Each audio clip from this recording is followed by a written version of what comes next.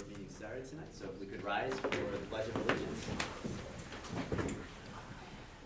I pledge allegiance to the flag of the United States of America and to the republic for which it stands, one nation, under God, indivisible, with liberty and justice for all. Okay, welcome to tonight's board meeting. Board meetings are generally held on the third Tuesday of the month. The Board of Education is a body of school district residents elected by the community and charged with conducting school-related business. The meetings are conducted under the open meeting law, but are not open forums for the community. With that being said, visitors to these meetings are to conduct themselves properly and with respect to any other individuals at the meeting. The Board of Education reserves the right to remove any individual for improper display of behavior or inappropriate language. The Board of Education will have a period of time devoted to visitor requests following any board presentations and the approval of minutes shortly after the opening of the meeting. Individuals wishing to address the board will be permitted to speak up to 3 minutes. A total of 30 minutes may be allowed for public comment. If we have any visitors tonight, we can go through kind of the guidelines when that moment comes. So with that being said, Carl, would you mind doing roll call for us? Aiden Warner. Mr. Hyde. Here. Mrs. Thompson. Here. Mr. Lamb. Here. Mrs. Junker Davis. Here. Mr. Stabell. Here. Mr. Groh. Here. Mr. Zila. Here. Okay, thank you, Carla. Tonight we have 4 presentations, and we're going to start off with honoring a guy that is in rare air. Mr. Schlagenoff, if you can kind of come on up here. The board would like to present to you, and maybe we can come around the other side here instead of reaching across the table. No, I'm going to try not to. An award for a pretty amazing accomplishment. You've reached that 400 win plateau, which I can honestly say I can't believe that you've made it here. I was just talking with Mr. Fiskus, and I'm trying to remember when exactly. Was it 92 or 93 that you? 91, 92 school year. Okay, so I wasn't that far off, and I wasn't in 4th grade when this is an absolute honor, and the board will recognize the amount of work that you've put into our girls program and how many girls' lives you've touched in that period of time. So we'd like to thank you for this and always representing our school to the best of your ability. Thank you. Thank you so much. I appreciate it.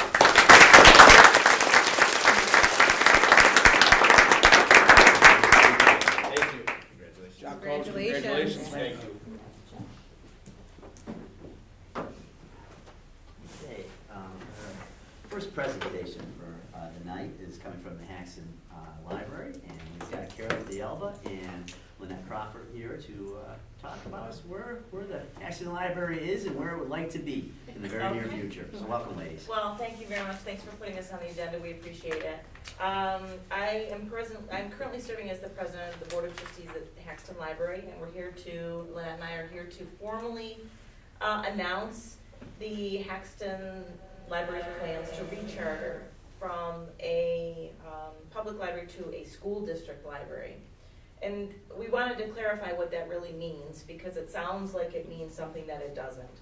It sounds as if there's going to be some kind of affiliation with the school under that name, but that is not true. All it means is that we will be serving the community of the Oakfield School District. So that includes some taxpayers that we currently don't have at this time. And really, the reason that we're doing that is to stabilize our funding. So it means no changes, just that the school will be now collecting our tax dollars if the proposition passes in May, and then funneling that to the library. So there is quite a process to go through. We've been working on this for, I don't know, maybe 8 months or so. And we won't get our recharter, even if it passes in May, we won't get the recharter until the end of 2023, November, at the earliest. It could be December, because it has to go through several channels, the Board of Regents, the Library Development Board, and all kinds of things. But really, again, it has nothing to do with this body. We hope to have a really great working partnership with school, but we will function completely independently of school. So just like you have the Genesee County, you want to talk about that a little bit? Just like you're going to have Genesee County collect the taxes, right? Is that what you said? Well, we'd have, you know, the taxes would go through you. Well, our board will approve a tax levy that would go on as a proposition for the voters to approve. It'd be a separate proposition. It'd also be a proposition to vote for the trustees of the board too, because now we'll have to be voted on members of the trustees of the library. So, but then we would use the mechanism that you guys use. It would go on the Oakfield School District tax bill as a separate line item on the tax bill that would show for the library.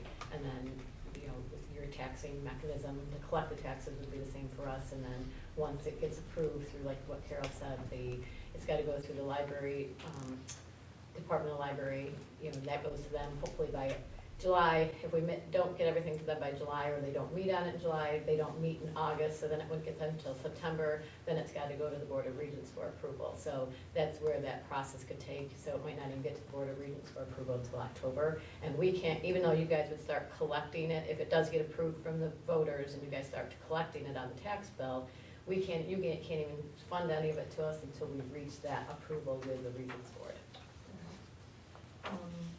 I think it's important to note, I know this is, you know, for everyone here, that our funding has been cut significantly over the last few years, and so really this is the only way to keep the Haxton doors open. And this isn't something new. We're one of the last libraries actually to be doing this. This is encouraged by the New York Board of Regents and the state to be rechartering like this, so that, you know, again, so that we can stabilize things and have a board of trustees that is voted on by the public.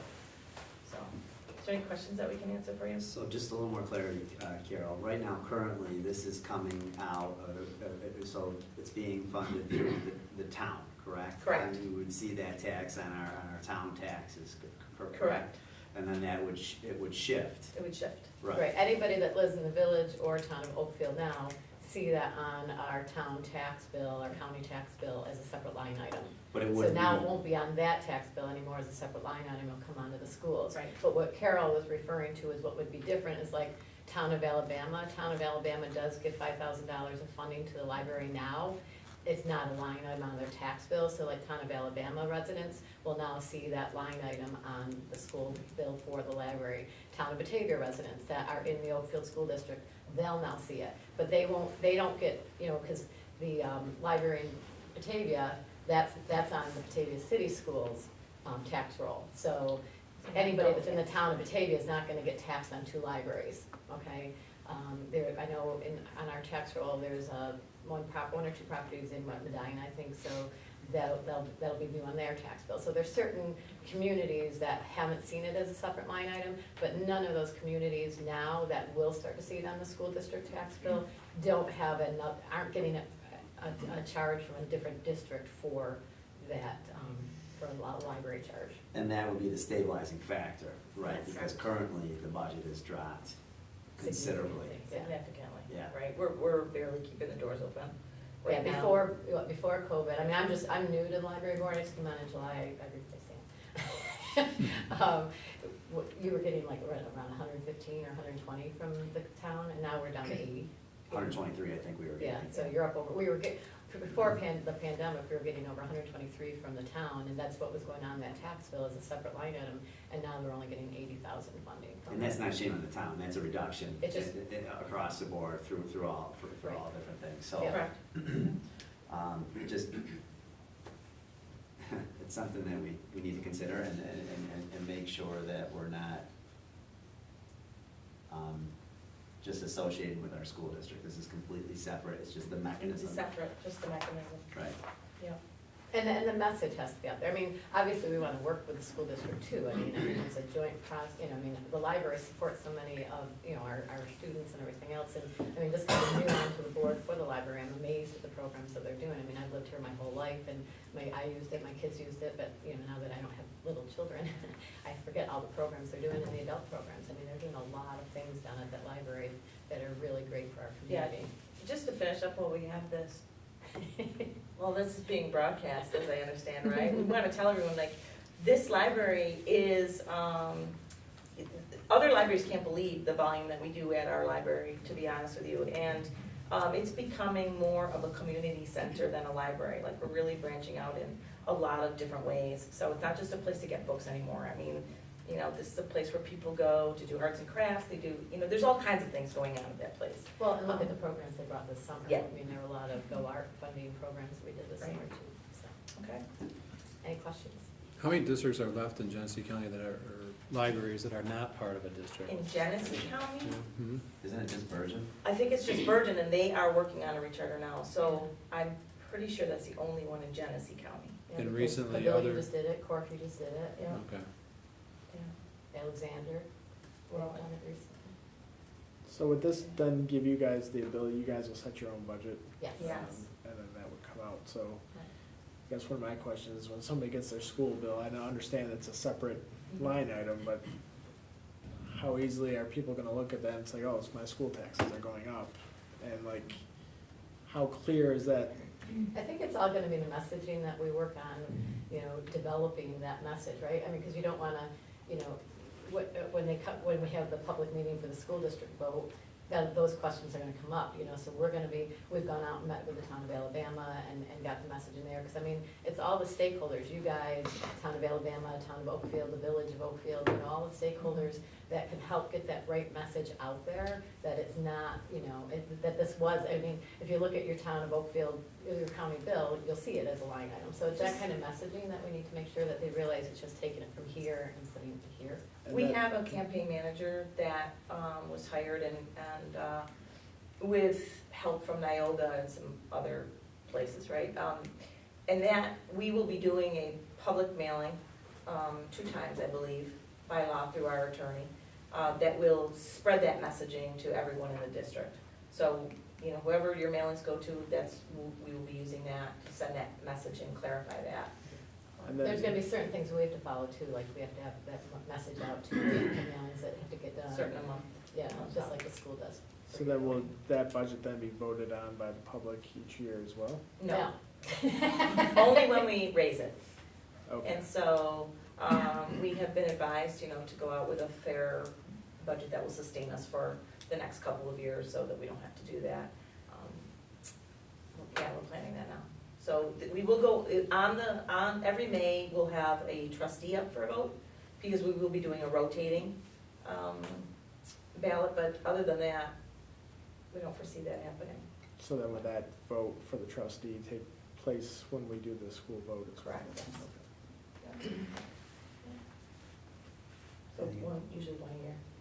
This year, obviously, will go with all of us, but then one every year. Anything else, guys? Jeff?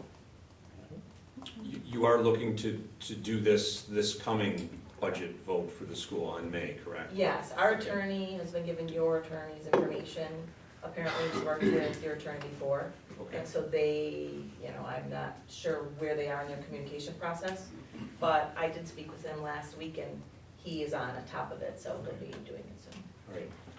Correct me if I'm wrong or I'm not experienced in this. So on May, is the community voting for this to actually happen, or are they voting for the budget because it has already happened? What are they gonna be voting on in May? They are voting for the budget The budget, in May. which will be spelled out obviously in the proposition. Correct. And- The attorney and the you- trustees, so that's what they'll be voting on. Okay, and like you had said, you'd get the messaging out Yes. of what it is, okay, perfect, And we can help with that messaging, trying to get it in the school newsletter and things like that too. okay. I mean, I think it would help, you know, Yeah. because we have hacks and materials in the newsletter now that we put in there, so I think it'd help if we get the messaging in the newsletter as well, in the school newsletter. Well, thank you, Great. ladies. Thank Keep up the you. good Hope work. that clarifies some of that. Yeah, Thank thank you. so I much. know, Thank everyone you. thinks, yeah, everyone thinks, oh, it's going on the school, but it's not. I have it right here on my notes. Sweet. We're in a minute. Thank you very much. Thank you. Take care, Coach. Okay, Mr. Porter, where'd you go? There you are. Mr. Porter and Mr. Peterson. Oh, both. All right. Okay, when we were thinking about the presentations for this month, one of the things I thought would be interesting for the board here is just a snapshot into some of the things we're doing behind the scenes with our Regents exam. And I know we presented a few months ago as an admin team on our 3-8 testing and our Regents testing. I think we looked at, a broad view, how we stack up against other GV schools, how we stack up against the state. But behind the scenes, there's a deeper dive going on.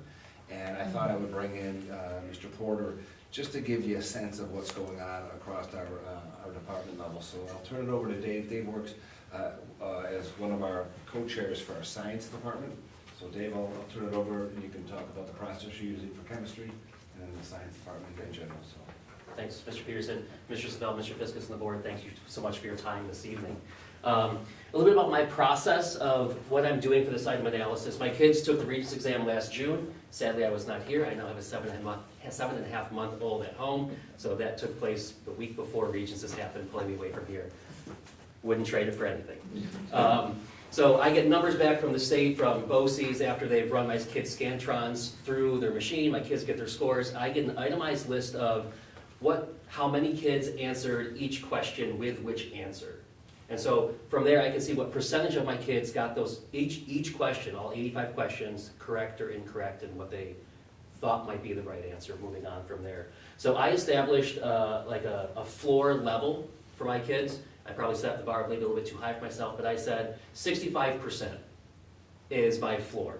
I want to know if 65% of my kids got these questions right or less. If less than 65 got it right, that's a red flag for me. I'm not doing well enough by myself. But then I also took a look at the top end. New York State defines mastery level of learning at 85%. So I look at that high-end data as well. What percentage of my kids, do I have questions that 85% or more of my kids got correct on this exam as well? Because looking at the low ends, looking at the high ends, we want to find out what's going well and what we can improve on. And then identify which units and standards those questions are associated with. I'm a nerd, I know, I teach chemistry, I know, so I made spreadsheets, right? So this is a sample of the data that I've looked through. Looking down the left-hand column, that's a question number assigned by the state. I have gone through and assigned a unit that goes with each question. In my teachings, the first 3 questions come from my atomic structure unit. That's where they are. The topic within that unit is the next category over. The numbers listed there. So in question number 1, 1 kid thought it was choice number 1, 20 kids thought it was choice number 2, 1 student thought it was choice 3, 0 kids thought it was choice 4. Option 2 is highlighted there, option 2 is the right answer. So 20 out of 22 students picked the correct answer, which translates to 91%. If we fall over to the right-hand column, almost right-hand column, 91% of my students got this question right. That's above my 85% mark, which I love to see. Automatically turns green, that's the formatting behind the scenes. And then the reference table. Was this question able to be answered using the reference table or not? And then was this question related to math skills or not? So it really helps me identify where my students' strengths are and where their weaknesses were, which in turn relates back to me. How strongly did I teach these units? Could I have done something a little bit better? Or did I do a pretty good job?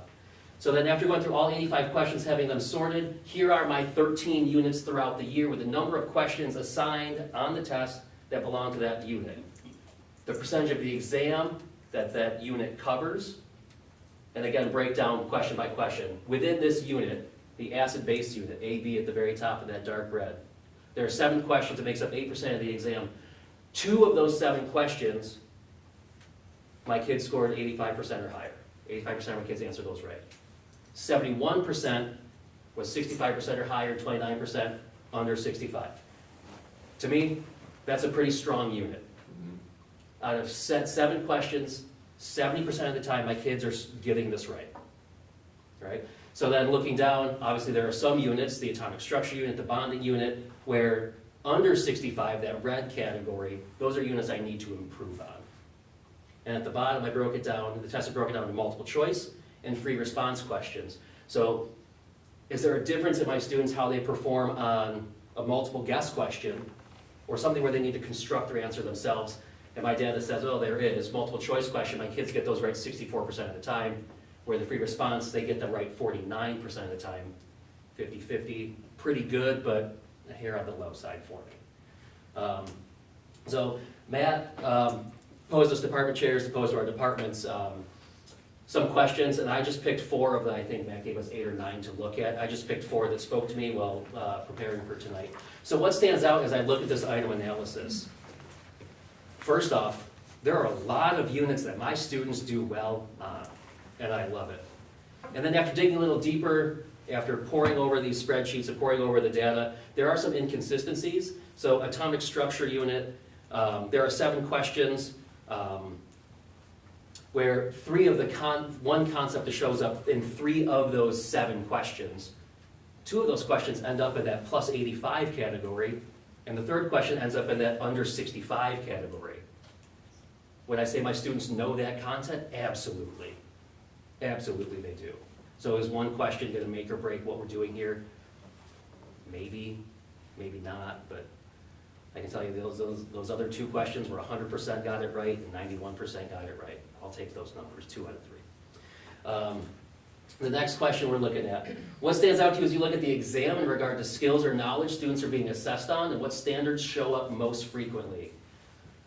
If I take a look at the percentage of the exam based on the units I teach, it's a pretty even spread across the board. Chemistry is a tough subject that requires varying skills and knowledge, and most of the questions are standalone topics because of the breadth rather than the depth of knowledge needed. Chemistry is a huge, huge topic, and we're asking these kids to know a little bit of everything.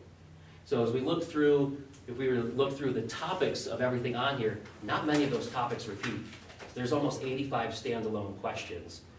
So yeah, maybe chemical properties on number 9, well, I did really well. 100% of my kids got that one right.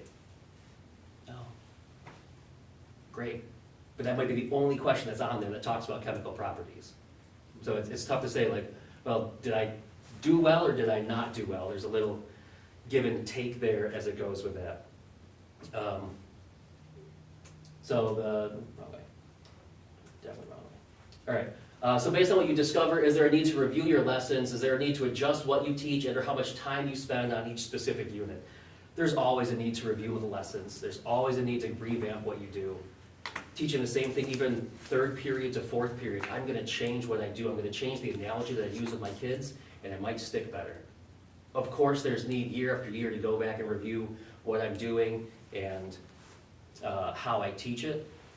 And I know we like results, and I might be shooting out the door for saying this. I know we like results.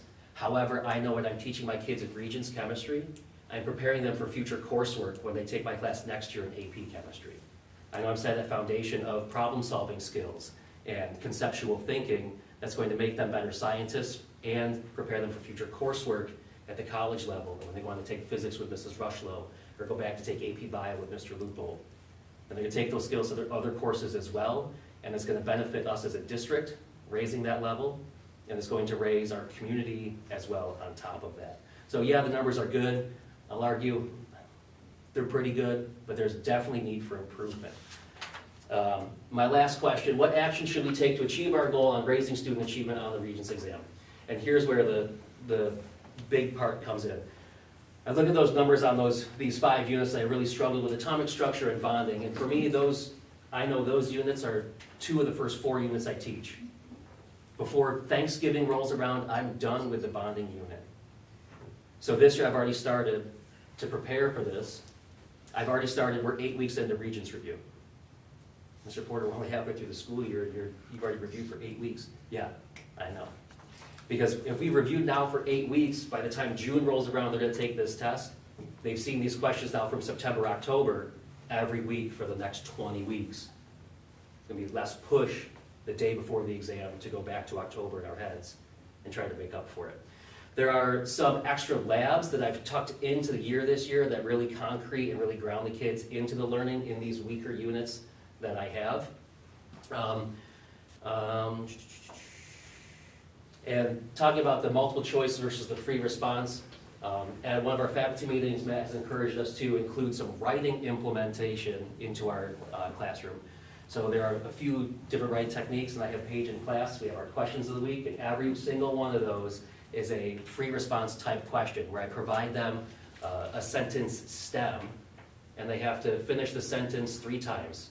Because, but, and so. So it trains their mind to think a little bit outside the box, that I need to complete the sentence using standard rules of English writing. So we're tying a little cross-curricular there. But also free response. Can I construct an answer that is 1, factual, and 2, has good grammar, punctuation, capitalization, the whole 9 yards. And so with with all this rolled into one, we're hoping to see some improved numbers here. And this process is what the science department's doing. I'm sure the social studies department is doing something similar through their item analysis. Same thing for English, same thing for history. Any questions? You are a brave man. Yeah. I'm going to tell you that right now. To put your results up in front of the whole world to see, I give you a heck of a lot of credit for that. In my mind, this is what I vision. This is true item analysis. When I see the green up there, it's clear where you're really being successful, and the red, is where you need, more work, and then that's going to drive your instruction. This is really well laid out. It's exactly what I've been kind of talking about. It's what I love to see. Everything you're doing is informed by this data, and I know it changes from group to group, from year to year. Oh, yeah. But you could develop trends and where have you been successful in the past, where you need to go in the future. Have you ever then compared, Dave, where you are within the region? So like where you are in a specific question within the region, like where does Oakfield stand with that? No, we haven't been provided that information in the past. Where we get our reports from is I work with Carla, and we have level 0, and there's lots of different stuff you can pull. So we kind of started small, like pulling it by standard. There was one teacher who wanted it by student, but I do get the sense that the sky's the limit on what we can pull, and I can't say that I've attempted to pull that report yet, or even if it exists. But there's a lot we can do with that data. Back when I was in the classroom, we'd have to take old Regents exams and do this on our own. Now we can just kind of punch it in what we want, and it spits the reports out for us. So I think the sky is the limit, and this is really just the tip of the iceberg, because we've just started that this year, and Dave is doing an exemplary job at it, as you can tell. Yeah, this is outstanding. This is great. Thank you. And I will say chemistry is challenging. I had to take it twice. So I wish I had you. Mr. Meek was a great man, but I just wasn't a great student. This is, I really think, thank you. There's a lot of work. Thank you. I have to echo what Justin's saying. One question that I have for you, and as a former math teacher, way back when, we kind of did something not as involved as this, but if you could go back to your slide where you had the kids picking what they chose. I thought one thing that stood out to me was, let's take, for example, question 10. You notice that 10 kids chose question or answer number 3, and 9 kids chose question 4. Obviously, question or answer 4 was the right answer. Do you ever go back as just for your own benefit and say, why did answer number 3 catch half my class? And compare those two answers, and then say to yourself, all right, next year when I go ahead and cover this, how far away are those answers? What tripped up the kids? Right, I personally have not, with 85 questions to go through, that's a Correct. lot of Right. back-end work.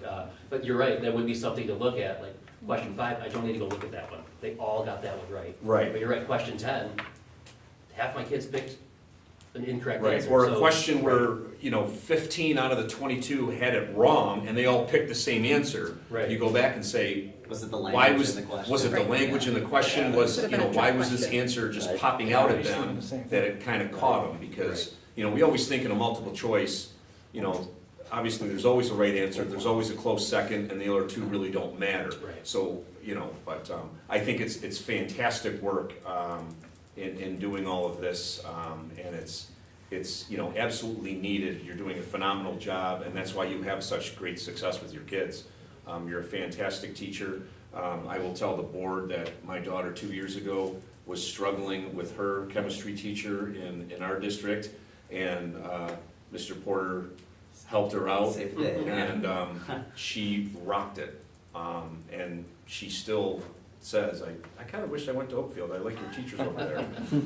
And she only worked with you, so I do appreciate all of this, and that's what just makes you a great teacher here, is digging in and doing this work, so thank you. And Dave, do you do this on your own completely, Yeah, Yeah, see, and that's what makes it hard. So if you're looking for trends, like if you say that if the right answer is A, but 60% chose C, then it's hard on your own to say, well, geez, Right. I wonder if you had like a group of people to kind of digest each Yeah, of these like questions, you report, might be able to say, well, these are the trends we're Yeah. seeing based on language, and we have to go back and attack language in this standard or And whatever. I mean, it it is. would be time consuming up front, but like it wouldn't hurt, like it wouldn't be impossible to add an extra column of like, oh, like why is this one wrong? Just like for the Be ones that- extremely yeah. time consuming The for one Yeah. person. Oh, yeah. So like again, like number 10, like, is it a word thing? Is it a, when they got it down, was it a 50-50 guess? Is it a math question where they made a math mistake? Or, yeah, absolutely, but time is the essence. Well, and you could look at the high-low threshold as well, so even if you get one that has like 100% accuracy or above 85, because you said that was your bar, like looking at what teaching methods did you use? I mean, did something stand out from that lesson that really grasped their attention and they were able to retain that information? But then also utilizing anything below that 65 to differentiate instruction next year based on, Right. you know, who got it and who didn't. But I also love that you said that continuity and flow. You're taking this data, you're analyzing it, you're using it to drive instruction, but you're also using it to compare, because you're getting those same kids the next year, right? So you, Some of them will get some paid of for them. AP next year. Mhm. Normally, students that take Regents, about a quarter of them take AP the following year. Gotcha. What's curious, What I like, like about this too is the natural link between doing this kind of work and then what you've already done with the curricular work and how you've prioritized this standard versus that standard. Right. And how that can change over time. So I think the two things build off each other rather nicely. the curious thing though too is if you were to look at gap from Oakfield to Region, you might say, oh my gosh, we may have got 41 on classifying matter, but the rest of the region got a 20. Right, We exceeded that region. This was a hard question. Right. right. And then, you know, what is there? So it's not something to just to blow by. It's relevant to look at as well, because you may be exceeding, or we might be below the region, and we might tap Right. somebody in the shoulder and say, well, what are you doing differently? Yeah, Right. You look at like question 13 where it's sort of scattered, like, is Yeah. that just a bad question? Right. You know, a poorly written question on that Right. test, you know, did everybody in Elba get, you know, was it Right. all over the board too, you know?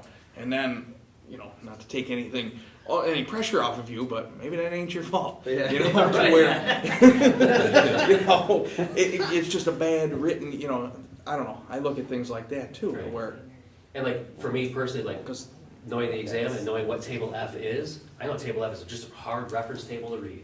Mhm. It's confusing, it's wordy, it's jumbled. you know, It's hard for me, it's hard for the kid. Like, I know it's a hard table to read. you know, So for me, that is identified, that's a hard question. They show up. yeah, no, this This is is great. great. Yeah. Amazing. Assessing students and using the data to drive instruction, it's, you know, That's what it's it's, about. that is a beautiful thing. Thank Come you. back anytime. Please, keep up the good work. Thanks so much, and thanks to Mr. Peterson. This is great. Thanks, Dave. Thank you. Great job. Thank you. I'm off to get home to bedtime. Yeah, for you and the baby. All right, Christine.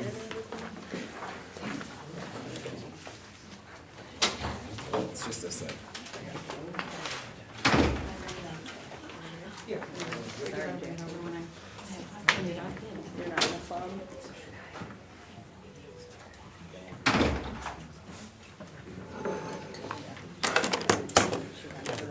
Forward, backwards arrows are the best. Is that easier? Yeah, I think I got that. We're gonna need a help in here. Okay, are you guys all ready for your first pass at Oh, budget? yeah. Here we go, I let's go. can't wait. I got up Let the this morning, season couldn't begin. wait. We're ready. Is the community ready? Let's go. All right, Let's go. all right. Rob says there's 5,000 people watching. No, I'm joking. No pressure. I do have to say, this is what, my third season now, so, Grizzly. right? Grizzly. Third Veteran. season, so like my heart isn't racing like it was the first one, so, you know. You got that's- this. That's a plus, right? Yeah. Okay, so, we're gonna start off like we usually do, talking about priorities. Mr. Fiskus, can you see that? Or- Yeah, okay. I can run through that. So obviously, we have priorities as an admin team, as separate buildings, but as a complete district. And our instructional priorities is obviously to support our literacy and math initiatives. Support students with our MTSS programs. Obviously, they are in full swing at both the ES and the middle high school. We continue to provide our students, academic behavior and the social emotional learning. We want to continue with the middle high school after-school tutoring and the Saturday morning academic support. I know Mr. Peterson has presented on the statistics with just his program up here at the middle high school, and it is just speaking volumes to supporting students, and more so supporting them instead of, having consequences for them. And the kids are finally catching on, the kids are taking advantage of it. And when Mr. Peterson tells me that, 15 kids showed up at Saturday morning tutoring when only 2 were required to be there, is just phenomenal. And the kids are buying into it, which is so important. And obviously at the elementary school, I know Lynn earlier presented on her Adventure Academy, and the teachers had talked about kids having fun, but they're learning. And we want to continue that. Those are the priorities that we want to continue for our kids to learn, but also to have fun here. So when we sit down and we talk about what do our buildings need, what do we want, these are our top priorities, is to, obviously focus in on the instructional aspect of our students. The safety and security is always a top priority. We do have some security enhancements that we are currently working on and that we will also add to our programs here. We do have a lockdown integration system now where anytime a lockdown is initiated here in the district, we will have an automatic call to 911 in which they will notify what building it is in, what section of the building is it in. We do, and I don't want to get too much into it for obviously security reasons, but we have a different system within the buildings as far as the phone systems, the alert systems, the PA systems, and that stuff is really all coming together. Christine will talk about the additional extra cameras that we have as part of a system that we are employing here. Some of this is part of an aidable program where we can purchase new cameras to replace some of the old ones. Some of the old ones are still working, but maybe they don't rotate 360 degrees. We do have some blind spots in the district, outside and inside, that we are purchasing additional cameras so we can cover those areas. One of the things that was recommended to us is we are also going to get some pole-mounted license plate reader cameras throughout the campus. While our outdoor cameras obviously can see cars and incidents happening, sometimes when you try to zoom in, the cameras then lose their clarity, and there's times where we've wanted to see, some car went off the road and gee whiz, what's the license plate? And by the time you try to zoom in, you lose it. These cameras will be specifically placed that it'll plate read every car that enters and leaves the district. And again, most of this is aided through the New York Safe Act. So again, we're gonna upgrade our security systems, and Christine's got a little more detail on the cost of that. Obviously, fiscally, and this is more so for, the district taxpayers, we are always looking to maintain appropriate level of staffing. We do have a couple of retirements at the end of the year that actually are on the board agenda. We've had a couple of retirements throughout this year. Anytime that happens, the admin team sits down to make sure that we have the appropriate level of staffing. We obviously want to maintain all of our educational programs and extracurricular activities, if not expand them. And I think we've done that over the last few years. As an example, the indoor winter track, and now this year we've added the modified. So we're always looking to maintain or expand our activities here. We want to continue our transportation vehicle replacement plan that ensures the highest level of safety for students. Christine will talk about that as far as bus replacements. We also want to make sure that we support our short and long-term district initiatives. We do have a capital project a new capital project that will be presented to the Board of Education next month. As part of our long-range facilities plan, we did create a facilities committee that had 18 members that consisted of teachers, community members, parents, board members, administrators, our athletic director, and obviously our architects. as far as what do we need to do to make this campus top-notch by 2025, 2027, and 2030, and doing that in such a fiscally responsible way that there's, you know, little to no tax impact on our taxpayers. And then obviously, we talk to our students and staff, because they're on the front lines, of what are their technology needs. You know, Rob can tell you that technology tomorrow is different than today. And kudos to Rob for being the best in the business for this district, because I think we are the top as far as technology goes. Certainly showed, you know, through COVID, that, you know, that was not a hurdle that we really had to jump because we were already there. But again, getting support and feedback from students and staff on what they need to do their job. Go ahead. Now we start talking about the money. So, built into the budget that you're gonna see, the bottom line budget, here are some assumptions that we took in building that. You know, obviously the salaries are as per the employment contracts, these, OATA, CSEA, and OAAA, they expire June 30th, 2023. So those are under negotiations. So there'll be, you know, obviously we tried to factor in what we think we might end up with there. You know, it's kind of unknown at this point in time, but we tried to do an estimate. I did budget 4% increases in salaries. Obviously, like John alluded to, we always review staffing levels, both instructional and non-instructional. Whenever there's a change, there's always an opportunity to reevaluate our needs.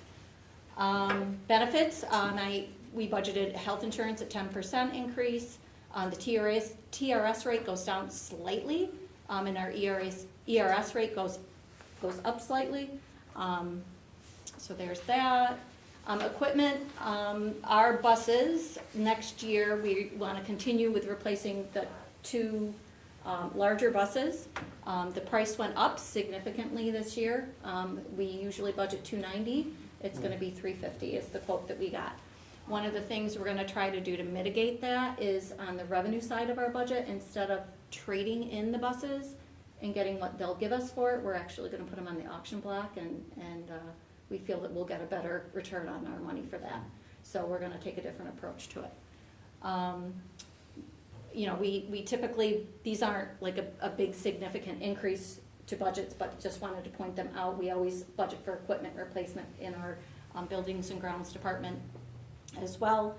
One of their needs this year is an automated floor machine. We want to do a zero-turn mower, and our gator blew up this year. So we want to replace the gator, but we want to replace it with one that has a cab and a plow on it, so we have another, we can put another butt in the seat attacking snowstorms and putting down salt on the campus, keeping us safe. So that will make it a little more useful to us year-round, not just in fair weather. So, John talked about the security project that is on the plate for next year. It was a team effort between Jordan Alejandro, J.C. Montroy, Jordan Yeager, our buildings and grounds director. Rob was involved in that. I think Matt was involved in it. And basically what that does is it involves a lockdown integration system, and it also increases camera coverage on the campus. The gross cost of that project is $104,000, but we've identified in drilling down through the quotes that we received that we can do the in-house cabling in-house, and that would save us about $12,500.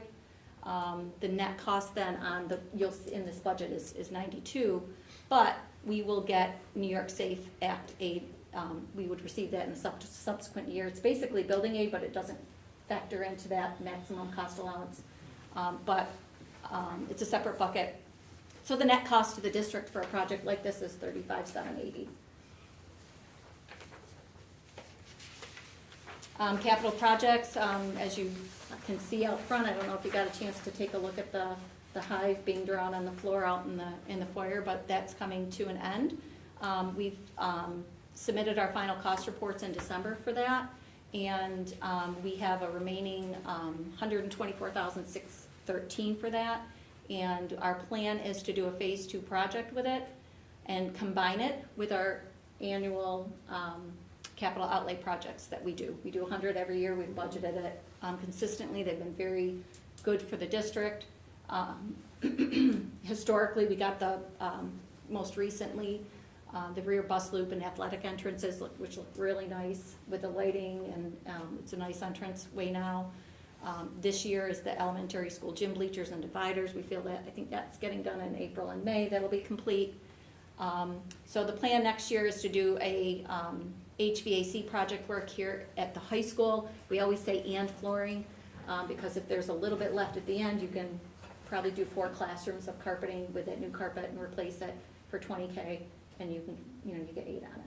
So So we you try can and. couple that 124 with 100,000? Absolutely, Okay. yep, you can do them as one project. Okay. So that works out great, because then you can get the bigger things like the HVAC. So the areas that are being looked at is the fitness center was one of the areas that got pulled out of the capital project, and the CSE offices, that end of the wing, that got pulled out of the project as well. So those are the areas that we're looking at. I don't know if we can do both, but we're gonna work with the architects to see what we can get accomplished with it. One thing I did build into the project and is a playground replacement. That's another thing that got pulled out of the capital project. The replacement of the one that we pulled out at the elementary school. Cost estimates that we're hearing from architects, and I've reached out to all the business administrator colleagues that I could get a response from. And, cost estimates are coming about between $300 and $350. And these are projects that were done a little while ago, so I did put it at the $350. So to make sure I didn't go on the low end, I went on the high end. There's so many options out there. I don't think that, it's something that, I think it's something better to be looked at from maybe a playground committee to get feedback from the community, students maybe, board members, maybe teachers, principals, different areas. So, a couple of funding options I talked about with our architect, and this is where I kind of leaned more towards the general fund budget, and you'll kind of see that too as we go. To make it an aidable project for building aid purposes, 2 things. It cuts into the maximum cost allowance. And so for those who know, who have been on the facilities committee and know how that works, we don't want to cut into our incidental cost allowances. So the other piece of it is to be able to do that as a project, we would have to do work inside of a building with it to make it an aidable project. So it was a little too complicated to do that, given the fact that we already have a capital project that we're putting before the voters that came out of the last facilities committee. I felt that let's take a stab at it with our general fund budget, and we'll talk about it after first pass. One of the things that makes it kind of possible is, remember last year, we budgeted to, we have a reduction in our budget. So last year we spent an extra $850,000 in principal payments towards our ban and financing. And we did that, how that was possible was that we used our debt service reserve that had been built up, and that's the only thing you can use a debt service reserve for. So we took the opportunity to reduce that debt, which is good, especially going into an interest increasing environment. So next year, we won't have as high of debt principal payments. Interest goes up a little bit just because we're bonding, and we'll get into a cycle on that. But our debt service still remains about 13% of our budget, and it's mostly aidable through building aid. So you'll see we've got, the proposed budget is $3,140,000 for our debt service. We're gonna get about $3,140,000 in building aid.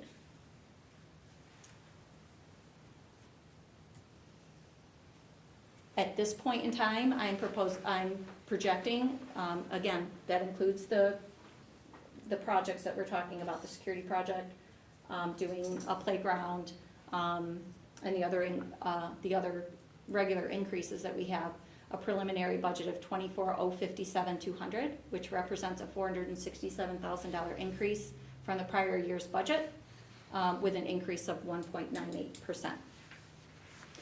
We've talked about expenses. Let's talk about the revenue side of the budget.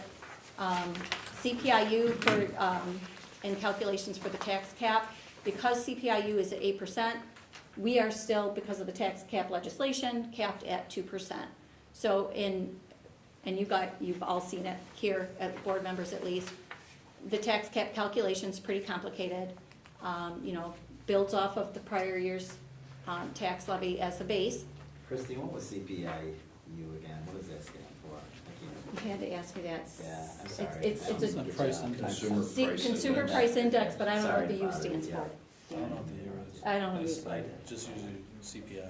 Right, CPI, we'll take the U off, CPI, consumer price index. Thanks. So the allowable growth factor is only, 2%. So, based on that complicated calculation, our maximum increase would be 3.9%, which would be $213,000 with a $5.6 million tax levy. That is just the cap. I did not factor in an increase when I was doing my revenue. I just want you to know that is what we could do. Okay? So comparison of that to last year our cap was 1.97, we went out for a 1.1 and brought in, $59,000. This year, our cap is 3.9, what it would bring in, and we just, we need to make that decision, going forward. Here's that chart again, very similar, you've seen it in the past. The blue line is the allowable levy, the yellow line is where we've gone to. On average over the last, since the tax cap legislation went into place, I think we're at 0.89%. If we go at 0 this year, it would be 0.89% on average over the last, 10 years now. Say that one more time, please, Christine. If we go at 0, what? If you go at 0, you've only, on average, over the course of the tax legislation, 0.83%. yeah, it's like 0.89, 0.89. yeah. Per year, not over that. Yeah, just average, yep. Next year's revenue for pilots, we don't have any new pilots coming on, so there's no increase there. We're on year 7 of 15 for Empire Pipeline, 3 of 15 for Bright Oak Solar. It'll be year 2 of the Plug Power pilot, but there are potential new pilots on the horizon, 2024, 25 and beyond. Cider Solar probably being the one that'll come on soonest. I know are they having, or no, that's Atlas. Empire Vacuum, they're having a public hearing next week on that. That's in the STAMP project. What is new next year is the first year of the Education Investment Agreement, or Education Contribution Agreement, for $357,000. It is not pilot revenue. It is that separate agreement with Plug Power. That first payment comes on next year. So overall, look at our revenue at this point in time. Understand that state aid, I do not have a January state aid run yet at this point in time. Usually we get something at the end of the month. I haven't seen anything yet. So this is based on some preliminary numbers that we received back in November from the state. So I'm projecting that to be a $346,000 increase. I'm projecting a flat property tax. Unclassified revenue, let me look at my notes on that one, because there's a bunch of stuff that goes into that. The biggest piece of that is that $357,000 for the Education Contribution Agreement. There's also included in that is the $250,000 that we have to budget revenue for the tuition for the 611 program. We did not budget that last year. We did do a budget amendment after the fact, because we didn't know in April when we were doing the budget that we were going to do this. We didn't add that program until the summer. So those are the two big drivers for that. Also selling the buses versus trading them in, increase that line as well. Fund balance, appropriating fund balance is relatively flat to prior year. There is a big swing in what we're doing with the reserves. Last year we used the debt service reserve, this year we're not using a reserve. So when you add that up, I'm showing 24,057,200 with our proposed revenue. and with a $467,000 594 increase and 1.98% change. If you recognize some numbers, you're gonna see that we have a balanced budget. Okay? Next steps. Next month, you're gonna get a presentation. Obviously, we did this last year as well. The instructional side of the house will present. I will hopefully have a tighter number on state aid and provide any other adjustments or updates based on feedback from you guys. And then we move on from there. Tax cap, the tax levy limit calculation is submitted for the first pass in March, and then we follow on through to our budget vote in May.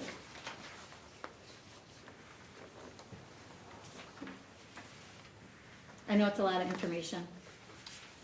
It's a good presentation. Thank you. So you talked about staffing, and you were saying appropriate, was that, so what changes or assumptions? I know we're talking about like the deputy treasurer position, or is that assumed to That's be built in? in. That is built in.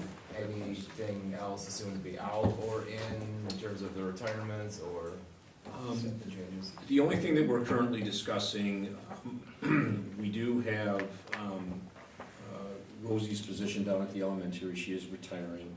We're looking at possibly kind of reclassifying that position for our needs. We haven't come up with a proposal yet, but there's been some discussions in trying to reorganize what can we make more of this, where are our needs, where are our shortcomings type of things. The retirement that you'll have on the board agenda, Pat Trender, who is a middle school math teacher, we need to replace her. So, other than I think Lynn's secretary down at the elementary and, you know, the deputy treasurer, we don't feel the need that we need to add any positions or not replace any positions. I think we're pretty good at this point. Our enrollment seems to be going a tick upwards, but nothing crazy, you know, handful of kids here and there. But, you know, class sizes, I don't think we have an issue at any section at the elementary. No. If anything, you may have a couple classes here and there that are a little high at the high school, just because of, you know, requests and things like that. The middle school, I think the classes and sections are fine. Doesn't look like we need to add any classes or sections there, so I think we're pretty good. The positions we added with the COVID funding, is there one more year of funding? Yes.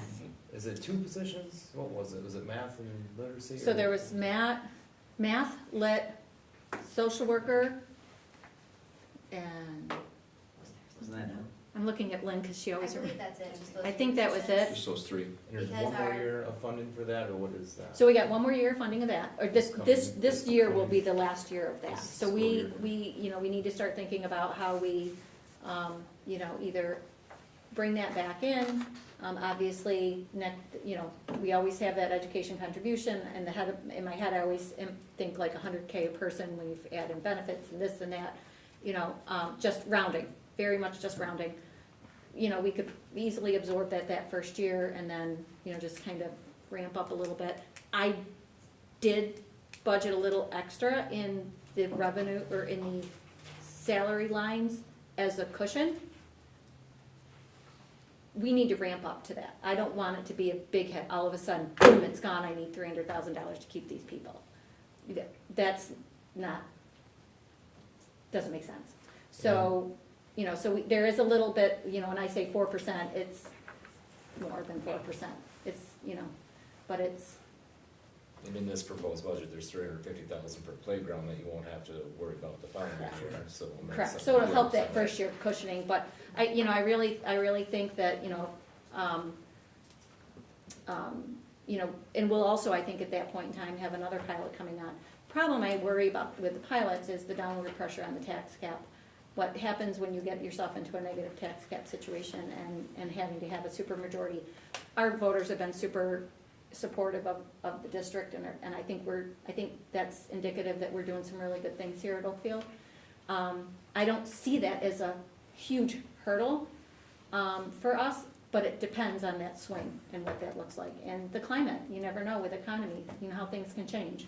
So I just caution us on that as well, so. The 23-24 budget is the last year of the federal funds, right? Of the federal funds. Okay. I'll make sure it's clear. So the things to factor in as well, it's also paying for is these after-school programs, the Saturday academic support. Those are also things that, you know, again, conversation that we have this next year and talk about, you know, what do we continue, what do we, you know, make sure that we build into the budget in 24-25 to absorb those things. So you said flat enrollment for like the incoming kindergarten class, what is our kindergarten class This is the smallest now? current kindergarten class we've had in a while, to be honest with you. This But one is small, you said? This current year, but next year, I think it will go back up a bit because I am full with my EPK classes. I have 2 sections of 18, they're full, we have a Honey on a wait list still. I don't foresee that person will get in this year. So we're already bigger than we were last year at this time, if that makes sense. The other point that I would like to also add is that for the first time since my tenure here, we are fully funded in EPK grants, which allowed us to take 4 positions out of our general fund that we've never been able to fully fund. We've always used part of, and we've always been drawing a ton of money from our general fund, and that's something that Christine and I work on closely. Yeah, So- and that provided some relief, you know, we went from $111,000 that was funding that program to $341, and that about funds it, and with a little bit of has opportunity extras. for some extra It does. It activities. allowed us with those 4 positions to still have extras, so we're enhancing some courtyard spaces with some play activity stuff for our littles, and we're able to use, you know, we fully funded all of their field trips this year, which I've never been able to do. So we're able to still provide the classrooms and the kids a lot of support, but we're able to take some of that pressure off the general fund for the first time. There's the expectation that will continue? Yep.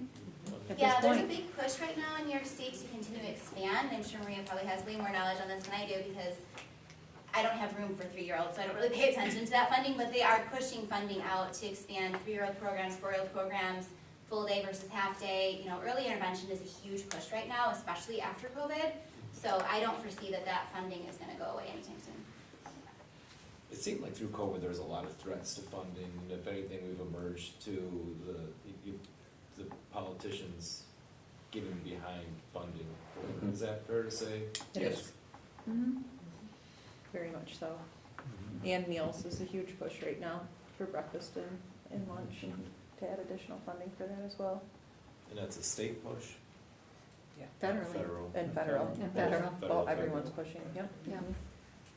And I think once you see that expansion funding come through, and if there is opportunity for 3PK, even if it's not on site, even if it's with a CBO off-site, that's additional funding as well. But like Lynn said, there's money coming in. Some schools already went fully funding their lunch programs on their own without having the state or federal support. And we can do that. I saw that in there. You can still. Yeah. We can still apply for that for the rest of this year. And we do have the funds in the capital, or in the cafeteria fund for that. Would that be different than CACFP funding? CEP or CACFP? So, It is different than CACFP. right, It's, so it's a waiver that allows you to use the fund balance, because a lot of districts, remember when we talk about all that increased reimbursement that we received due to the pandemic? They increased our rates in providing, while we provided free meals the last 2 years, our reimbursements from the states was higher, our fund balance in our cafeteria fund has come higher.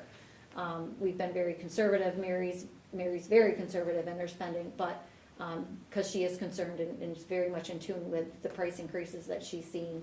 So, but we do have that, and we do need to spend that down. For districts that have the funding capabilities in the cafeteria fund, we can apply for a waiver and provide free meals for the rest of the school year if we want to do that. I have Mary looking into it, because we do have an excess fund balance that we do need to spend on, and do need to submit a plan to the state. Right, well, that's what we were audited against, right? Is the- Correct. Correct, and you're only supposed to have 3 months expenditures in fund balance, and we exceed that yeah, that was in there. by almost 3 times. I Yeah. don't think you're alone, no. Huh? No, we're not alone. No, we're not alone, and that's why other districts have done it. as they're able to do it. That makes sense, wouldn't it? Yeah, absolutely. So, that's something if we wanna move forward with, Mary's looking into that application, if we can get approved, doesn't mean we implement it, but at least getting us approved to be able to do that if we want to. So, Great. Any other questions? If I can just say one thing, to give kudos to Christine, in my discussions with her, and it is only January, so there's a few months to kind of polish this up. We had talked and I had, kind of mentioned, just a couple limitations. I had said that, please understand that, in these times, I believe the board and the community are looking at a 0% tax increase. And now you throw in some playgrounds and throw in some extra equipment and do all this and, moving things around.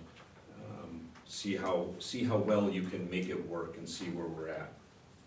And this is what you brought to us. So kudos to you, because right now, we seem to have a very fiscally responsible, balanced budget with no gap.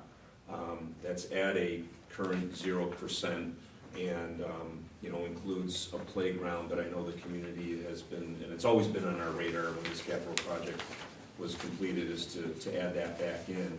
And we had discussed, how are we gonna fund for this, how are we gonna support this? And, you crunched some really good numbers, and, we've been sitting and, we sat for hours today just to kind of review what we've had, and, very, very happy with the initial budget plan. I was very happy that it shook out the way it did. And I want to include the administrators and the department chair and everybody that takes, a part in all this, because she's, sit down with all the departments and the principals, and, they all have their say and needs and wants, and, it's great that, this team comes together and they go down and talk to their department leaders and grade level chairs about what their wants are. So really, everybody comes together, and this is the final result, and I think it's fantastic. There's been a couple articles in Batavian on Batavia's city budget. I don't know if anybody else reads those, but it looks like they're having to go over their tax cap, or they're proposing having to go over their tax cap again. And so they talk a lot about the inflationary pressures inside their budget. So when it's out there, it seems like this is coming together okay though, which is great. Yeah. It'll be interesting to see when we get the state aid numbers, how that shakes out. That's my, to me, my X factor, right? That That's should my be coming unknown at out this by point. next week though, right? Should be. Last year, my state aid runs were dated January 18th, because I kept looking at it, like, I know I had it by now, I know I had it by now, and I looked back, and they're dated January 18th. And I don't have them January 24th, and so, we'll see. We'll see. I'm not as stressed out as I was under the previous governor administration. Obviously, it was a different environment too, and a lot of things have happened in the economy since then. But, I feel with the push to fund and the promise to fully fund foundation aid, which we're fully funded, but a due minimum increase for those districts that are fully funded, and the talks about revamping that formula, I think are promising. Thanks, Kristen. You're welcome. Thanks for the timeline to moving forward. Carly, do we have any visitors requests? Yeah. Okay. Oops, I'm sorry, I've got to approve the minutes. No, not go I'm down. sorry, so thanks for letting This is us know different. from our This visitors. is budget increase. On to the approval of the This is- minutes. Be it resolved that the minutes of the December 20th, 2022 regular meeting be approved. Can I get a motion? So moved. Can I get a second? Second. Any discussion? Put me down, Carla. All in favor? Aye. Opposed? Motion passes. We're already ahead of schedule here, we know that there's no visitors. Yep. So on to the approval of warrants. Be it approved, or be it resolved that after an audit of the bills, payment of the warrants and internal claims reports be approved. Can I get a motion? So moved. Can I get a second? Second. Any discussion? All in favor? Aye. Opposed? Motion passes. Treasurer's reports, be it resolved that the treasurer. Next month. Oh, sorry. I'm Next moving month. through. We're gonna get caught up next month. Sorry, Christine. Thank you, Matt. Reports, Christine, I think you've said your piece for the night. Yeah, I don't think there's really much else to say. We have our new treasurer who started on Monday, and Lee's official retirement date is Friday. She's gonna take some time off next week, but she's gonna come right back at it to help train. So, you know, with the promise of, you know, lunch on Fridays. You know, so if anybody sees her and wants to wish her well, they can, but they'll likely see her on campus periodically, you know, helping us out, so, training Jenna, so, and Jenna's hit the ground running, she's already getting, training with ASBO, so, you know, she's very excited and can't wait for you guys to meet her. Welcome to Jenna again, and thank you to Lee for coming back. It's really nice that she's willing to do that. John, what do you got for us? Sure. So if I could go back to December's blizzard, we haven't met as a board and as a group like this, and I did mention this in our opening day, superintendent conference day on January 2nd. I need to loudly thank and applaud a lot of people in this district, and I'm gonna list them off, and that are part of our buildings and grounds team and crew for what they did. We had employees here on Christmas Eve, Christmas Day, that week afterwards. I showed up on Tuesday, because I myself was kind of buried at my house, and they were still moving snow. And we still had events going on that week. We had practices, we had people using our facilities. And the amount of snow removal, the amount of time, the amount of hard work, the dedication, like I said, you know, they were here on Christmas Eve, Christmas Day, just trying to keep up with it. And they just kept plugging away, and they didn't say anything. They just did their work. And I don't know if the board knows, but as part of the county's emergency response plan, we are a part of that. And our school is listed as a safe haven, because what happens is if all of a sudden there's a travel ban or a travel advisory, or they're routing people off the 90, they come down 77, and sometimes they come through, you know, the village of Oakfield here. And you know, Jordan was able to open up our campus in case people needed a place to stay. I do know that the Alabama Hotel and the Goose, and there were certain places where we did have stranded, you know, passengers and, you know, people from not this area that were kind of stuck for days. And I know that the county and the villages want them in a central location. They didn't want them spread all over. But Jordan, you know, I talked to Jordan several times on the phone, and he said our school is open.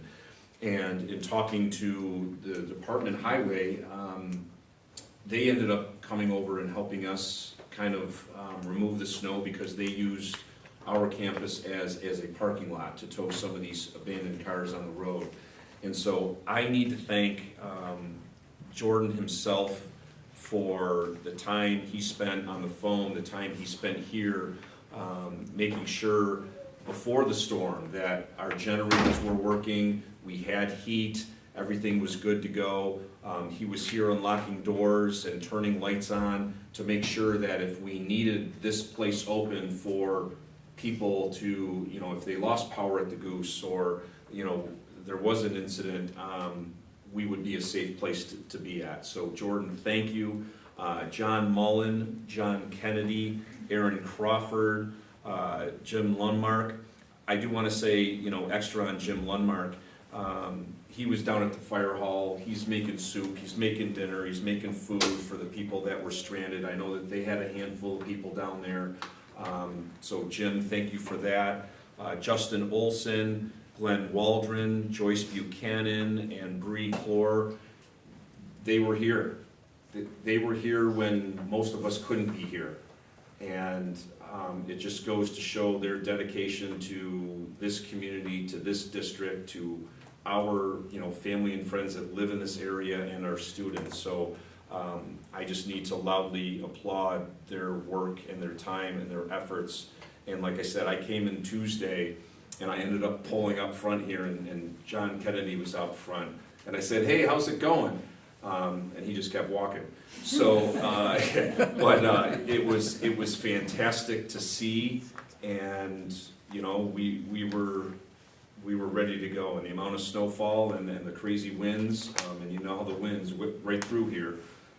You experienced it all. They were here, and they were taking care of our school and our campus and making sure that this was a safe place, and the place was still standing after that storm. So I need to visually and loudly applaud. I think a lot of times people, it's easy to see what doesn't get done, you know, point out when something wasn't done, but acknowledging how much they actually do is important. Right. I do have an email here from Tim Hens. He's the superintendent of the Genesee County Highway Department. I would like to just list off some of his people that helped. And he said here there was some swapping out over the course of the storm, but most of these gentlemen helped either removing cars, opening the roads, or plowing out the lots at OACS for usage. So Tim Hens, thank you. Jason Sando, Paul Sherrick, Tim Kloss, Glenn Ike, Aaron Johnson, Lynn George, and Jim Stick McCaughey. McCaughey, yes.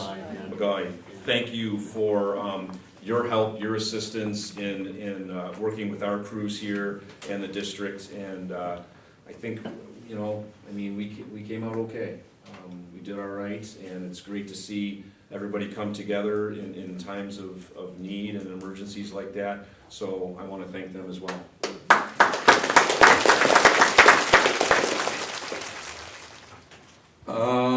Just a couple quick things also. It's January Regents Week. I'd like to wish all of our students academic success on their exams. The ELA was this morning. We had roughly, how many students take that? Under 60. Okay. Hopefully we have a 100% passing rate. Some of the kids that I walked by said, hey, how'd it go? And they said, hey, I think I did okay. So that's a good sign. Our winter sports teams have been successful. All of them have been very successful. I know Carla does a great job in posting up the scores and some of the stats for that. So thank you, and I know the community appreciates that. So we're very successful, and we can't wait to see what the sectional brings.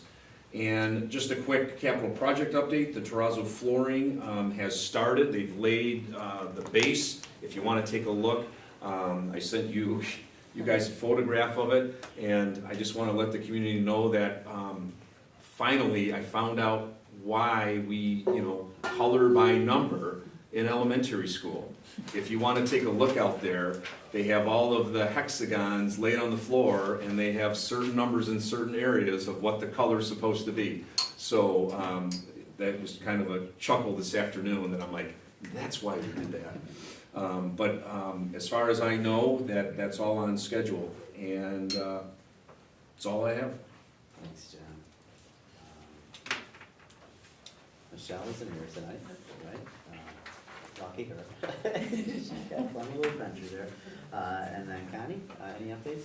Sure, actually, we have we always have great things going on, but there's definitely some great things going on that I'd like to share with you.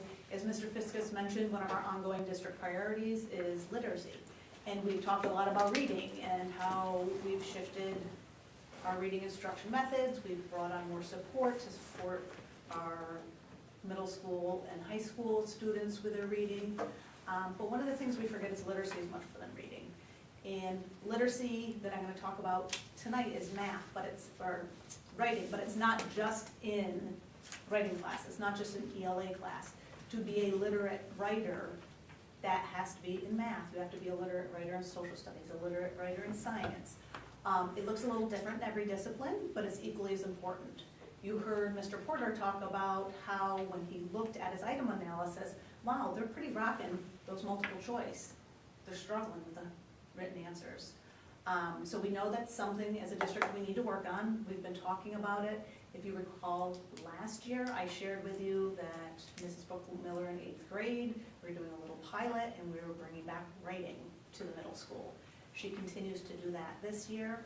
one of the books that she was using is called Writing Revolution, and it's not a curriculum. It's not something we're gonna, you buy the book, right, but you don't have to buy a curriculum set. It's more philosophy and how do we teach writing across the content areas to strengthen all the literacy in our, or all the literary aspects with our kids.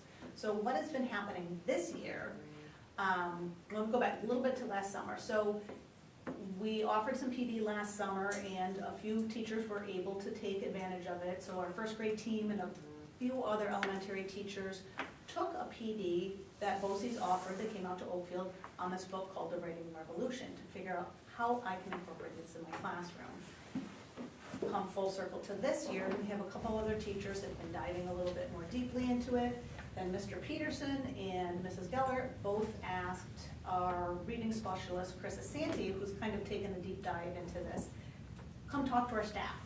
So, a couple months ago maybe, she came and talked at the middle high school faculty meeting, just kind of gave the staff a taste of what it was and what it could look like in math, what it could look like in science, to help our staff understand that we can support and promote writing across the content areas, and it doesn't take away from the content, it enhances it. So from that, we have more teachers interested in it. Actually, our social studies department in particular asked Mrs. Santee to meet with them specifically because they really want to tackle that in their department. Today, Mrs. Santee came down and did a similar thing, but on the elementary scale, and she talked to our 3rd to 5th graders about Writing Revolution and how they could incorporate it across the disciplines. Because if you remember, our 4th and 5th grade are departmentalized. So we have a math teacher, like how is this gonna help her? We have a science/social studies teacher.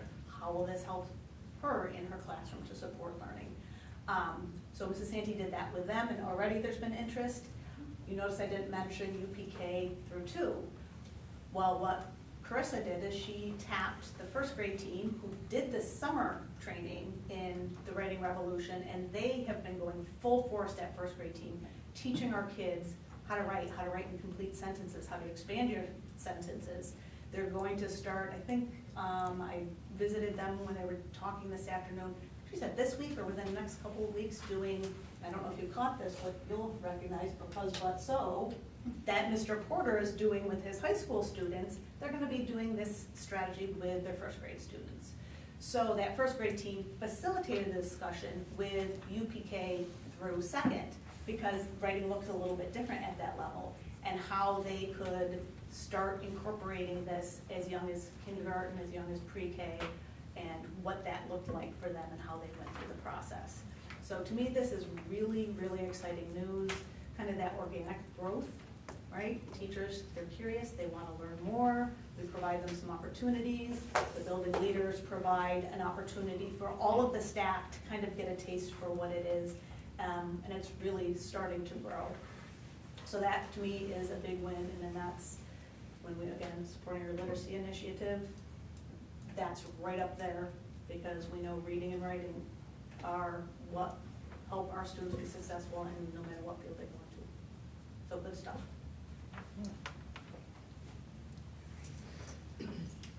Sorry, I'm just thinking I about was that. waiting for a Yeah. question. I know. Yeah, no, I was Okay, I was what just- I do was you just want, Ms. thinking- Christabel? Nothing, no, I'm quiet tonight. Lynn, any updates for us? Yes.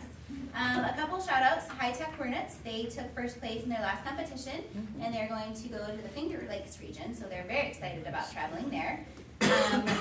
We also just had, and this is kind of a piggyback off or a shout out for both buildings, but the spelling bee. 1st through 8th grade, we've never had a spelling bee competition in Oakfield history. I even went to my mother as a historian, and then I went to my godmother, who was our 3rd grade teacher for 35 plus years, and we've never had the spelling bee competition in Oakfield. Bizarre, right? Right. I feel like that's crazy. So we're excited, our kids did really well, we're excited to see that continue. And then lastly, I had mentioned at the beginning of the year how we partnered with Jacasa, and Matt uses the Jacasa rep for different things in his building. My Jacasa, or the same rep, Mrs. Arroyo, is going to push into 4th grade with the assistance of Joe Jankowski and Officer Alejandra, and they're talking about the curriculum is too good for violence. And then after this cycle is over, they're going to jump to 5th grade and push in and tackle, it's called Catch My Breath, right? Am I right? And they're gonna really focus on the drug, but specifically vapes, because we know that's a situation that Matt and I and JC, we're always trying to be ahead of the game here. So we're excited to get Mrs. Arroyo into our classrooms, and this is the first time since we've partnered with Jacasa that we've had somebody pushing in on a regular basis with our 4th and 5th graders and really providing education. So we're excited. It's a great program. Is it Patty? Is Patty? Patty heading Arroyo, that up? yeah. Wow, Yeah. oh, that's She's that's our great. Oakfield Jacasa partner. Oh, fantastic. Yeah. She's wonderful. And she loves being in the classrooms with little. She's not intimidated Yes. by them at all, Oh, so that's I'm her like, jam. let's go. Mhm. That's great. Yeah, it's good. That's it. Thanks, man. JC? I have a shout out for Youth to Youth put on our winter balls on Friday and Saturday. And they were fantastic. He's making me laugh. They were fantastic. Shouldn't. The spread for the food was well done. And a shout out also, we had Tom Walter, who retired a couple years ago, who donated some lighting equipment. An 8th grader was able to DJ the winter ball with his Chromebook plugged into the new speakers in the gym. We learned at the last dance, the little speakers they had weren't working well, and we plugged it into the wall, and we had a great stereo system for our dances. So we were able to do all that in-house, and it looks like it's professionally DJ'd. He ran it right off his Chromebook. It was awesome. So we now are doing our own dances in terms of DJing. We don't have an outside person come in. They were fantastic. The kids had a ton of fun both nights. It was a great event. So thank you to Mrs. Edgerton and Mrs. Roberts. That's great. Thanks, JC. Mr. Peterson? I'll talk a little bit about the weekends. When I find myself coming in here on the weekends, in large part for the Saturday academic support, and it strikes me when I come in is how vibrant it is. I've been in a few schools over the course of my career, and the weekends are the weekends. The school is dead. It's a ghost town. It's the weekend. But here, the term gets thrown around. Schools are the hub of the community, and it can become cliche. But I really feel it when I come here on the weekends. I mean, at any given time, I came in one Sunday, the football team is in the gym. Our kids are being dropped off for Saturday academic support voluntarily without having to be here. The parents know that this is a place where they can drop them off, when they need help.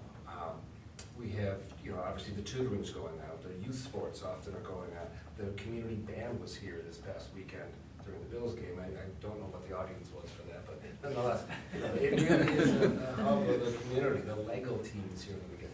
It's not a ghost out here, and I think that's pretty cool. So I wanted to just kind of highlight that. Well, thanks. Thanks. Yeah, go ahead. There's a few of us with kids on travel softball that'll be practicing in the gym on Sundays, and we definitely appreciate that too. So, what you say, just the hub and the things that are going on, we appreciate the school being open and supporting our kids with what we do here. I was gonna say thanks for the donuts. Nathan really wanted those on Saturday. Nice enough to drop those off. That's why it's so active. Drop a carrot off. Everyone wants the food. I think when COVID hit and a lot of the youth groups were removed from the schools and forced to go, to YMCA's or church gyms, I think that we really took that for granted, and we realized that during COVID, and we were anxiously awaiting to get back in the schools. So it's been quite a blessing to be back in for the softball, the baseball, and right now the youth basketball. I mean, if anybody comes down to that elementary school when we are hosting the youth, it's crazy. There's basket raffles, there's food, there's so much going on. There's hundreds of people coming through the elementary school doors on a Saturday, and it's really wonderful. It's great to be back. Good to be It back sure beats that church in the we were schools. playing in, whatever that bad was. Woo! It was awful. Yes, the tile The floors. asbestos floors. Just don't like them. I mean. Thanks, man. Thanks for being here so early, Yeah, too. It was thank really you. nice. I tried to distract you the other day by honking my horn, and you were so focused on your... Not the donuts, on the screens. I don't know what you're doing. I'm sure it was really important principal stuff. But, couldn't get you. Rob, how about you, my friend? All right, well, it seems like every month I talk about like the Chromebooks are coming, so that's not as exciting. It is exciting news because it's coming this Thursday. So we have a batch of 220 coming. Finally, this school year's batch is arriving, and they will be enrolled in 8th grade first because of just in time for state testing, and then 11th grade, 12th grade after that. In other news, and my less glamorous role I play is the data protection officer. I was in Leroy this morning at their campus for a meeting with other regional tech directors, and I have to say, our staff here when it comes to phishing emails are very good, because I was sharing our percentages of 3%, 4%. And they were like, what do you mean? We're like 15%, 25%. And I said, an Oakfield teacher looks at their inbox and they're suspicious about everything. To the point where one message I sent, I had to say, and just to let you know, good on you if you thought this was phishing, but I do like meatloaf, chicken pot pie, and chicken biscuits, or something like that. That those that know it say, okay, that actually nobody else would know that. So thankful for our teachers, they know what to spot. We have a lot of Best Buy Geek Squad, call this number to cancel out of your enrollment, and they know not to call the number, they flag it the appropriate way, so that's a good thing.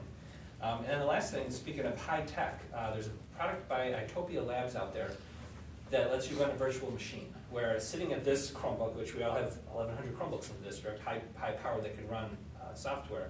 What if you could be running products like AutoCAD, which they now can only do in the Sean McNutt's lab, or run Adobe Creative Suite, which they can only do in Patty Dusek's lab, or run Microsoft Office, which they only do in Joe Pollack's lab. What if we can take what we spend per year on those Windows machines, which is $70, $80, $90 per machine, and instead, for less than that, buy a license so the student can then use it on their Chromebook through a virtual machine, and now 24/7 they have access to that software. Not just period 3 when they're sitting in CAD class to use that CAD software on that specific machine. So rather than licensing machines, we can license a portal, if you will. It's kind of like the concept of how Netflix works. You need very little bandwidth. You could do it at home on a dial-up connection practically, but the horsepower is on someone else's computer. So you're running the software that you normally run here, but you're running it in the cloud. So hopefully I didn't lose anybody with that whole piece, but the exciting part to me is that the cost to enter that is less than the cost we're paying right now to EduTech to have those machines sit there.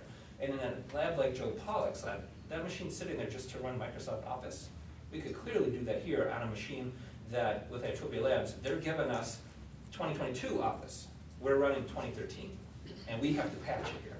If we offload that to Itopia Labs to do it, we get the latest and greatest software, they apply the patches, and they do all the heavy lifting to make sure our kids are using the latest version of the software, not the one that we bought many years ago. So there's some really great pieces to that. I'm doing a beta test now myself, then I'm moving on to Joe and some of the teachers, and that's really something that I'm kind of looking for next year. But I think it's it was great that we came across that and took a demo of it so far. That also means that kids can do their CAD homework. That's right, do it outside at of class. home, instead of they can only do it for 40 minutes during their period. Yes. That's paradigm shifting. I was just talking to Bruce Curtis, a teacher I used to teach with at Amherst in high school, and he's complaining to me all the time that the district Windows laptops can't run it and the kids can't do his classwork out of class. And I'm thinking, with a tool like this, the kids are running that software on really high-powered machines that are always updated and secure, and they can do that 24/7. The only catch is you just need an internet connection, and most of our families have that at home. But when they're here in class and study hall, wherever, they have access to it as well. So we want to expand it so it's not just where you go and do the work, but you can do it from anywhere because you have the device in your hands. Amazing. New, more, better, cheaper, that's what I heard. That sounds amazing. Best in the business. Thank you, Rob. Wendy, I think for the OITA is not feeling well, so she's out. CSEA, I see Heather. Is that Deb back there? She's here. Hey Deb, how are you? Okay, I'm here. Any news for us, Deb? Not really, just looking forward to negotiations. Those are We're coming. prepared for that. Those are coming up in the next. Those are coming up. Okay. All right. Well, thank you.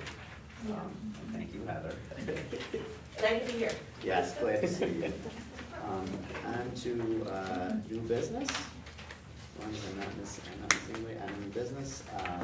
Be it resolved that items 7.2 through 7.4 be approved by consent agenda. Can I get a motion? So moved. Can you just make Yeah. just a quick? Yeah, go ahead. I'm sorry to interrupt. No problem. So on the district calendar, I did have to make a late change. If the board probably didn't recognize it. So the Genesee Valley BOCES calendar came out at the end of last week. And we try to, for the most part, line up our spring break with BOCES, because we don't want to be off 1 week and they're in, and then, you're talking a 2-week swing. I had our spring break the week of Good Friday, with the following Easter Monday off. That's what we have this year, and I continued on with that for this next year's school calendar. That's not how the Genesee Valley BOCES calendar is. They have Good Friday off, and then the week after Easter Sunday. So I just adjusted the week that we had off to include Good Friday, and then the following week after Easter. So that's the only change that I made to it. It was just a switch back of a week to line up with BOCES. Other than that, everything else stayed the same. John, is there ever any look at, like, when we get to Christmas, I always look at, like, it's like we're just hanging on because everybody's getting sick or whatever, like expanding that or even like. that Well, week? the Christmas holiday, Yeah. I will tell you that we are one of very, very few school districts that actually have the 22nd off. Because depending on when Christmas Eve and Christmas Day fall, I mean, nobody really extends that time. We could play around with that, and we have very little flexibility. For example, I do know that per the contract, we need the day off before Thanksgiving. So that's why we have the 22nd off. We need to have Good Friday off. I could get a day back if I moved our spring break from the 25th through the 29th and actually only took 5 days off, not actually 6. But I think it's a give and take, and it's just, there's not many days you can play with. I mean, we don't really even have a February break. I could take the 20th off and stick it on January 2nd, but then you don't, it's only a day here, a day there. No, I think I remember when I was in school, it was like we had 2 weeks during Christmas and 2 weeks in the spring. And it was just like, I just feel like every year we get to Christmas time and it's like everybody's sick. And it's like, I don't know, Yeah. who's ever looked at. Yeah, the only good thing about this calendar is we did have an extra day off to play with because it is a leap year, and there is February 29th, which is actually a school day in session. So we did actually have an extra day to play with, and that's why we ended up getting the 22nd off. We still have the 4-day Memorial Weekend, which I know people enjoy, so really there's not too much to play around with.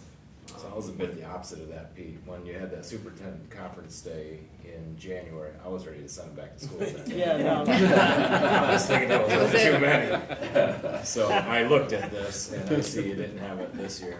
And I No. appreciate it. And that's the other There were piece. parents dropping off that day. I drove Yes. by and there were parents Yes. trying to Yeah. drop. You didn't, yeah. Yeah, please. And I'll go to the notion of strategically why and where we place our superintendent conference days. We do not, or I don't, and like having superintendent conference days on Fridays. You're done by Friday after, you're done by the end of the week. I'd rather have a weekend where you're just kind of relaxed and you're walking into a new school week and you're more attentive and more, participating in our activities. Obviously, we take a look at the holidays, but also the common days to have superintendent conference days. If you have one where every other district has one and you want to bring in professional development, you want to bring in some specialists, they're probably already taken. Gotta book it early, huh? You have to book them early. And you also want to take a look at, how long the weeks are between breaks, because, going 4 or 5 full weeks, it does wear on you. So, like I said, the 3 that we really get to play with, actually, I should say 2, are the one that's in October and the one in March. And based upon our training that we wanted to have this past year with our staff, and the requests that we had, we decided to add that on to the January one, so the kids had an extra day off, and that's why we had that training on January 2nd. But next year, we're kind of back to normal. The October, we just made it where you kind of have, the students and families have, 2 3-day weekends. A lot of districts you'll see will have October 6th off, so it's a 4-day weekend. But like I said, once again, I don't like superintendent conference days on Fridays. And if you decide that you want to bring specialists in or do something, sometimes that professional development is already taken, so, that's our strategy when it comes to the superintendent conference days. Lynn, And I when- apologize, Matt, for this past.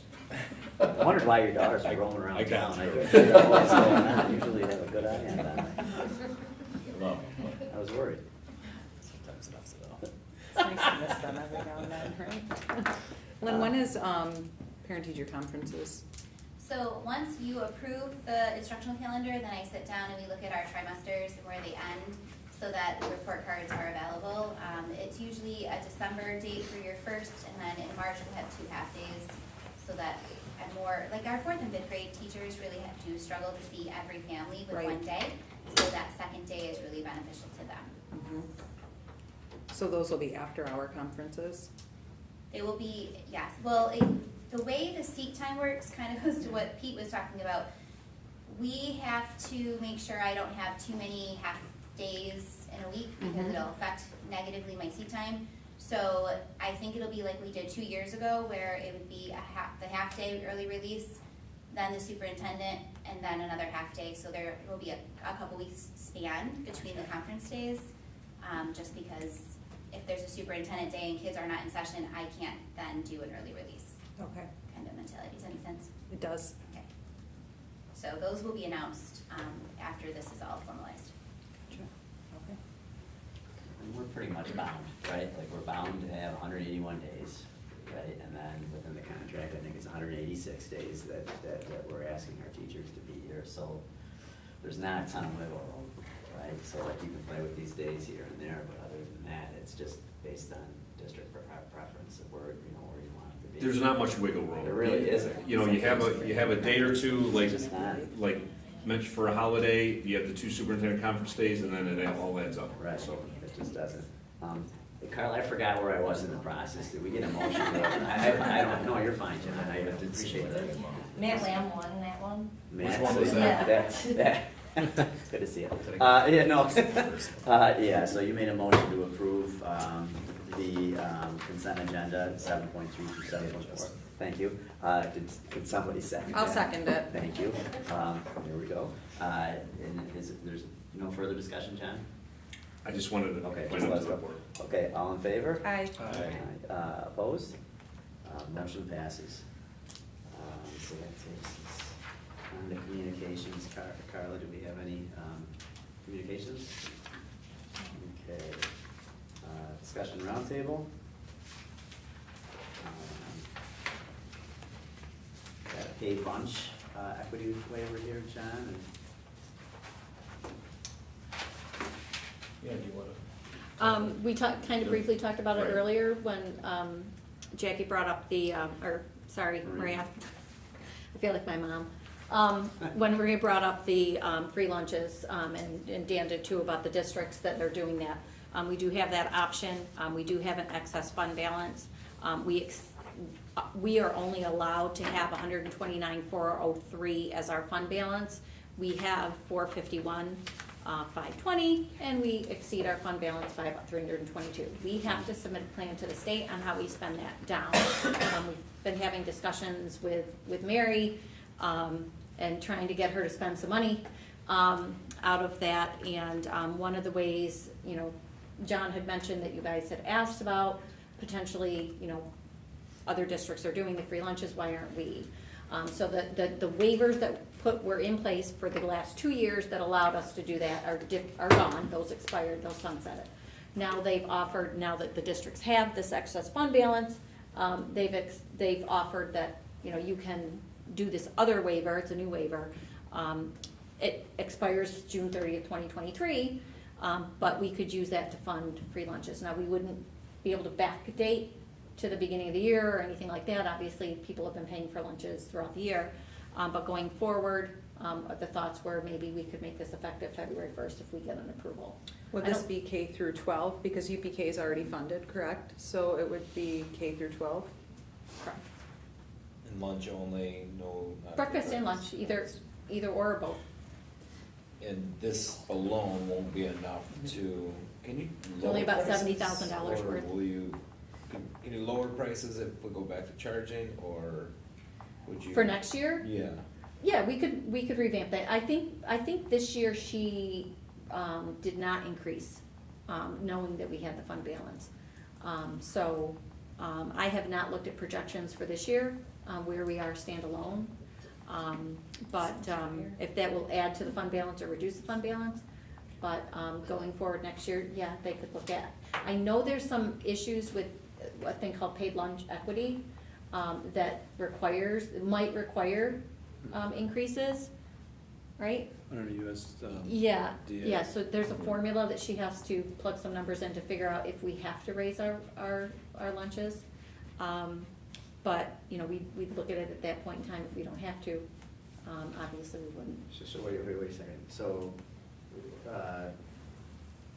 we have excess balance of $322,000 is what, or no? we have- In the school lunch fund. In the school lunch fund. And Matt, are you suggesting that we could reduce costs across the board?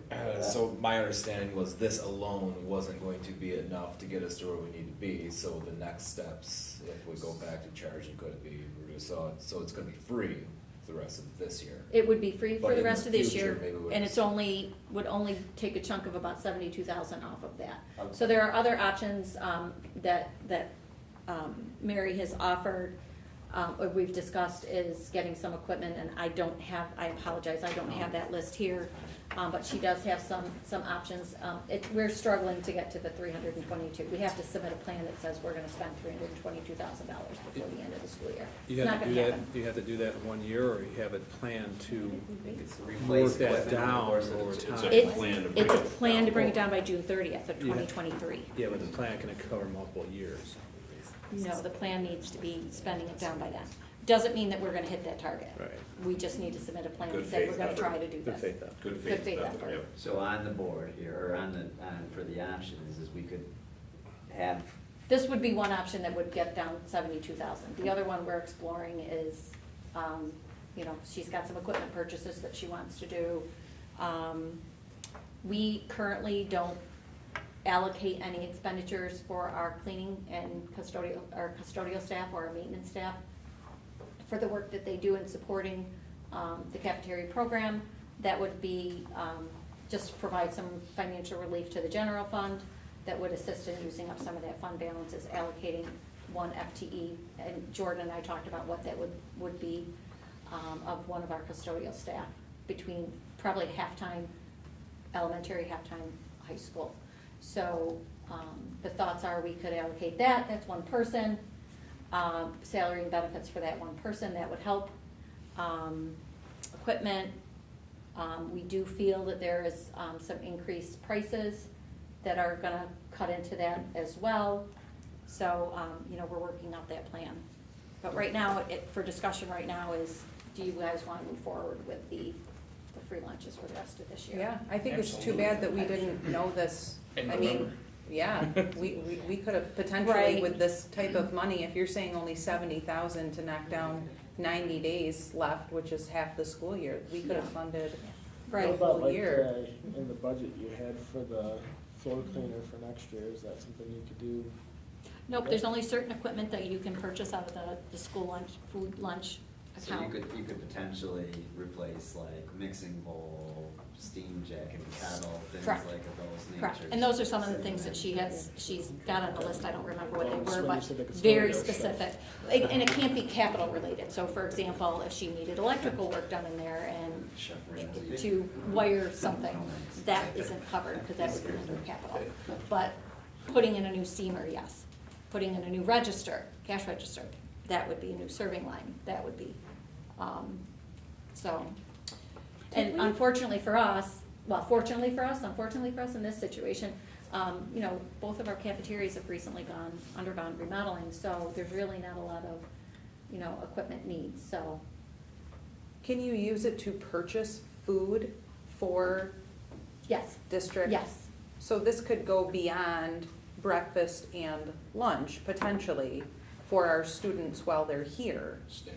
snacks, things like that, yeah. So this could, my kids are I'm sure there's notorious, they never restrictions. bring the snacks, so I know they're always eating Miss Tally snacks, and could this be something where the teachers are provided with snacks the rest of the year. More ice cream. There My might, kids like the Friday ice my mom more cream. ice cream. More carrots, Dan. pretzel sticks. I'd have to ask Mary if there's any other restrictions in how we disperse food. But I see what you're saying though, But, Maria. Like, yeah, I know but for me, I have to that's a buy great snacks thought. and have a That's snack right. bin for the kids That's that right. really, really need it in my Absolutely. classroom, and it does cost me. It does. So, Right, Yeah, I mean, right. we've already got distribution for snacks, just right now they're donated. The school could purchase those things. But if we have that much money, then we could. In Batavia, now this was something that, I think it was funded, it might have been through CACFP funds, but they have, it's called a backpack program, similar to. I think that's, Yeah, so you purchase the food and we would send it home with the kiddos that qualified or applied for that program.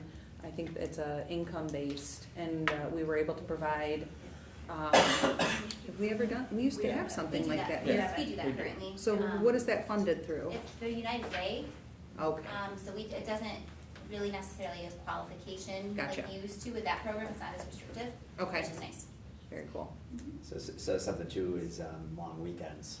There's, I don't know if we do that here at Oakfield, where like I know at us at Kendall, we have like over the, you know, if it's a 3-day weekend, there's, you know, a list of the kids that have signed up, the parents have signed up for, they would like to have an extra snack or something over the weekends, we'll bag them and put them in the kids' backpacks. Right now, we're using the Goose, and teachers will donate money for food, Sure. and we did that right before Thanksgiving and kind of loaded them up for our long durations. And you'll probably see that uptick again for Easter break. Sure. But right now, typically, we're relying on the Goose for most of the. But that could be even something, even just a 3-day That weekend nature. too, I mean, Yeah. food stability is real, instability is real, right? So Right. any way we can Keeps offset going that up. would be great. I have no, what's that, more chickens? Eggs. Oh, eggs, yeah, eggs are. We need to Right. start a little Come on, farm Amber. out here. Do you have any, Let's get some of that My farm chicken eggs. days are over, buddy. Too bad, missed Oh, yeah. opportunity. I did, right? so, do I have the board's Yes. blessing that we go forward Absolutely. Yes. with that program and offer that? So as soon as we can get that active and she gets that approval, will communicate that out to you guys to give you like effective dates and things like that, and we'll communicate to the, Parents wear. to the Thank you, community. thank you so much for this. Thank you. Yeah. A lot of parents are going to be very happy. Yep. Yeah. And then the other option, or the other item on here was the deputy treasurer position in district office.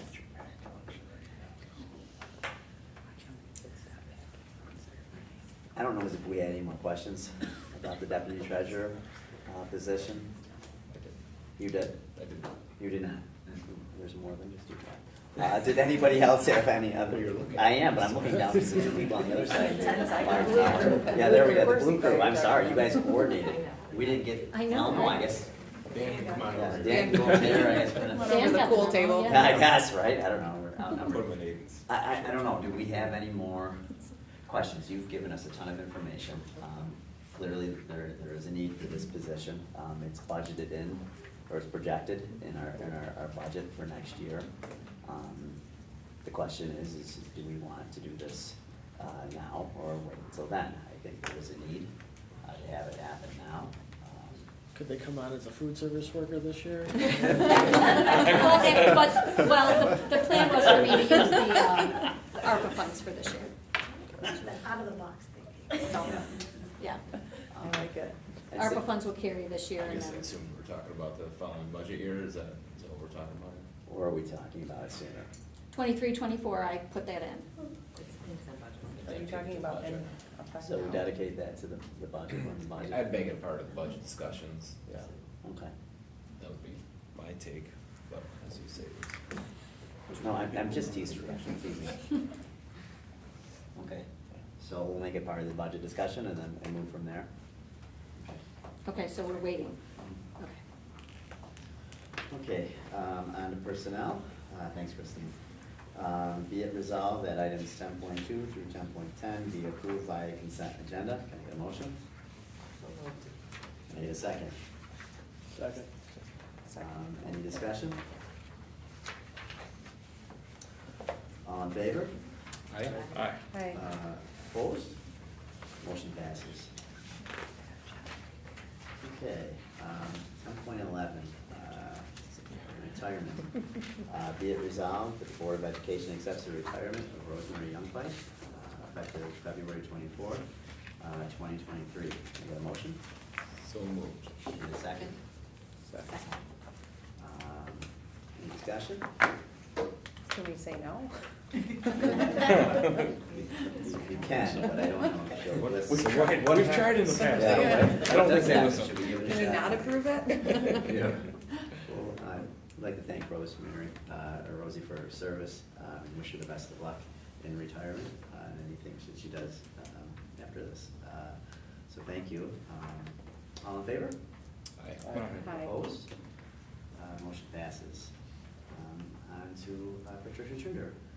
Be it resolved that the Board of Education accepts the retirement of Patricia Trinder, effective June 30th, 2023. Can I get a motion? So moved. Second? Second. Discussion? Thank you, Mrs. Strinder, for your time here at Oakfield. We wish you the best of luck in the here and after. And all in favor? Aye. Opposed? Motion passes. On to executive session. Be it resolved that the Board of Education will enter executive session at 7:55 PM for the purpose of discussing a personnel matter, OITA contract negotiations, and the contract of the superintendent. Can I get a motion? So moved. Get a second? Second. Any discussion? All in favor? Aye. Opposed? I was gonna say, let's hear it like before you. I've been in trouble for school. I've never done.